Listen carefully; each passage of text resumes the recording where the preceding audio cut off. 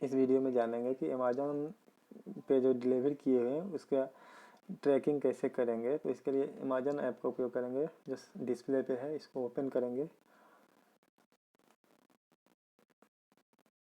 Open करने के बाद जो ये 3 डॉट है उस पर क्लिक करेंगे।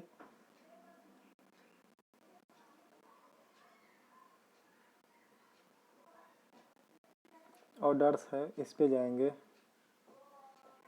या फिर ये जो है अकाउंट सेक्शन उस पर क्लिक करेंगे।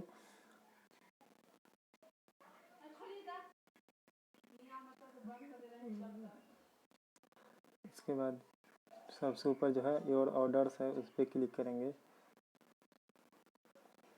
जो ऑर्डर होगा सामने आएगा, उस पर क्लिक करके डिटेल जानेंगे।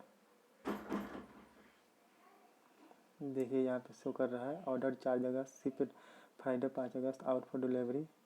और सी ऑल अपडेट्स है, इसमें आप देख सकते हैं कब कहाँ गया है। तो इस तरह से आप अमेज़न की डिलीवरी ट्रैक कर सकते हैं। धन्यवाद दोस्तों।